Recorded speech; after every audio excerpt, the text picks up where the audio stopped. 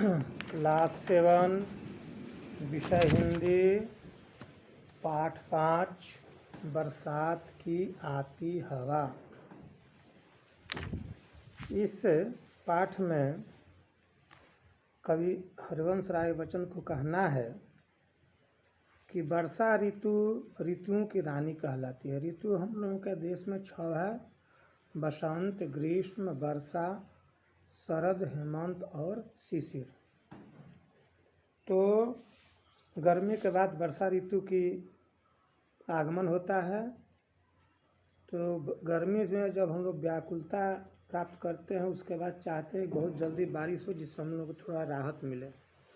तो बरसात के मौसम में झीनी झीनी फुहारे, ठंडी हवा के झोंके संपूर्ण धरती और सभी प्राणियों को आनंदित कर देता है। पेड़ पौधे, पशु पक्षी और जनजीवन के मन में तृप्ति, आनंद और उमंग की भावना भर जाती है। तो यहाँ पर कवि ने बरसात की आती ठंडी हवाओं का बड़ा ही मनमोहक चित्र खींचा है अपने दिल में, और उसके आधार पर इस कविता के माध्यम से हम लोगों तक पहुँचा रहे हैं।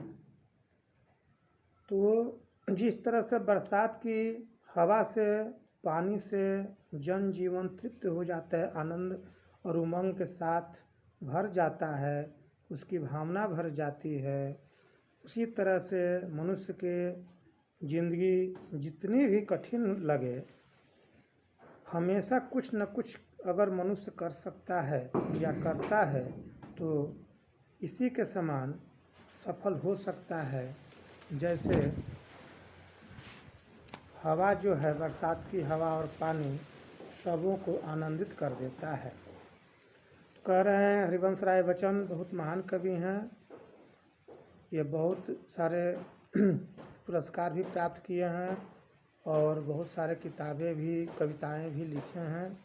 इसमें कह रहे हैं कि बरसात की आती हवा, बरसा धुले आकाश से, या चंद्रमा के पास से, या बादलों की सांस से, मंद मुस्कुराती हवा, बरसात की आती हवा। कह रहे हैं कि बरसात की आती जब हवा जब आती है तो जितने हम लोगों के गर्मी के दिन में हवा के द्वारा वायुमंडल में धूल वहाँ पर चला जाता है, वह वर्षा ऋतु में वह धूल आकाश से नीचे आ जाता है, आच्छादित होता है, साफ हो जाता है वायुमंडल।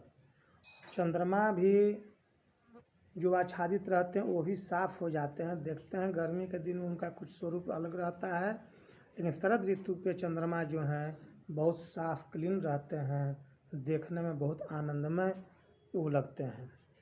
कह रहे हैं कि चंद्रमा के पास से या बादलों की सांस से, बादल जो है वह क्या करता है, उसको साफ कर देता है। मंद मुस्काती हवा, वह हवा जो है मंद माने धीरे गति में, तेजी गति में नहीं, धीरे गति में जो बरसात की हवा चलती है, बारिश होती है, उस समय सभी लोग बहुत सुख का अनुभव करते हैं, आनंद का अनुभव करते हैं।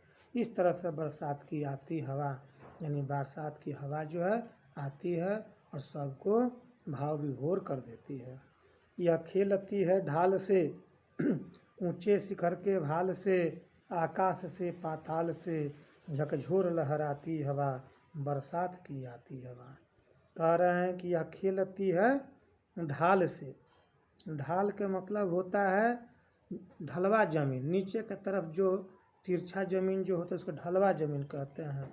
तो यह हवा जब चलती है तो ढलवा ज़मीन के समान ऊपर से नीचे का समान नीचे आती है, और ऊंचे शिखर से भाल से, और ऊंचे से जब चलती है तो नीचे की तरफ यानी ऊपर से चल करके नीचे की तरफ हम लोगों को आकाश से पाताल की तरफ आती है। और यह हवा कुछ मंद, कभी तीव्र गति में सबों मनुष्य को, पौधे को, आकाश पहाड़ों से टकराते हुए, एक दूसरे को झकझोरते हुए या लहराते हुए अपने को, और बरसात की हवा हम लोगों को शरीर में स्पर्श करती हुई आनंद का अनुभव कराती है। इस तरह से यह जो हवा है बरसात की हवा अन्य हवाओं में और बरसात की हवाओं में बहुत अंतर है। गर्मियों के दिनों की जो हवा है उसमें उष्णता प्राप्त होता है, जबकि वर्षा के समय की जो हवा है उसमें शीतलता यानी ठंडा हम लोग महसूस करते हैं। यह खेलती और तरुमाल से, यह खेलती हर डाल से, हर एक लता के जाल से, अठ खेलती इठलाती हवा, बरसात की आती हवा। कह रहे हैं यह खेलती तरु, तरु माने पेड़, कह रहे हैं कि यह खेलती तरुमाल से, हवा ये नहीं कि मनुष्य को ही आनंद दे रहा है हवा, यह तरु माने पेड़ से, हर डाल से, हर लता से, अठखेलती इठलाती, अठखेलना का अर्थ होता है माने खुशी, खुशी के द्वारा वह अपने आप में खुश हो करके यह हम लोगों तक पहुंचाती है।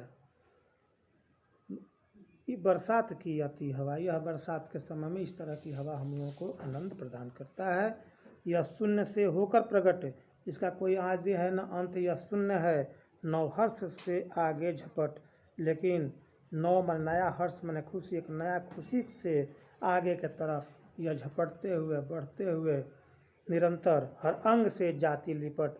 यह नहीं केवल शरीर से ही, हर अंग से हम लोगों के, हर जीव से, हर मनुष्य से, हर पेड़ पौधों से, हर फसलों से को ये आनंद करते हुए, संपर्क बनाते हुए वह आगे की तरफ हवा बहता है। आनंद बरसाती हवा, यह आनंद बरसाते हुए हवा, बरसात की हवा जो है यह हम लोगों को प्रदान करता है। इस तरह से हरिवंश राय बच्चन जो हैं वो कहने का आशय यह है कि जिस तरह से मंद गति या तीव्र गति में बरसात की हवा सबों को शीतलता प्राप्त कराता है, उसी तरह से मनुष्य के जीवन में बरसात की हवा के समान मनुष्य को एक दूसरे को शीतलता प्रदान करनी चाहिए और एक दूसरे को आनंद देनी चाहिए, जिससे सभी प्राणियों को आनंदित आपसे हो सकें, हर जीव जंतु भी आपसे प्रसन्न रहें, इस तरह की भावना रखनी चाहिए। इस पाठ से ये हम लोगों को शिक्षा मिलनी चाहिए कि हम लोगों से किसी को किसी प्रकार का कष्ट न हो, चाहे मानसिक हो या शारीरिक हो या किसी प्रकार की हो। इस तरह से हरिवंश राय अपने कविता में हम लोगों को संदेश दे रहे हैं कि बरसात की आती हवा के समान हम लोगों को, जिस तरह से हम लोग आए हैं पुनः हम लोगों को इस जीवन से चले जाना है, उस तरह से उसके बरसात के हवा के समान आकर के आनंद दे करके सभी लोग जाएं। इसी के साथ मैं विराम करता हूं और आप लोगों को इसका प्रश्न का उत्तर हम व्हाट्सएप के द्वारा भेज रहे हैं। कृपया आप लोग अभ्यास पुस्तिका में अवश्य नोट कर लेंगे और मौखिक प्रश्न होमवर्क में आप लोग बना लेंगे, शब्दार्थ भी याद कर लेंगे। और यहाँ 2 नंबर क्वेश्चन पेज नंबर 37 में अर्थ ग्रहण संबंधी प्रश्न है, सही विकल्प पर 9 का चिन्ह लगाना है। तो यहाँ पर है संपूर्ण प्रकृति को कौन आनंदित करती है, तो बरसाती हवा।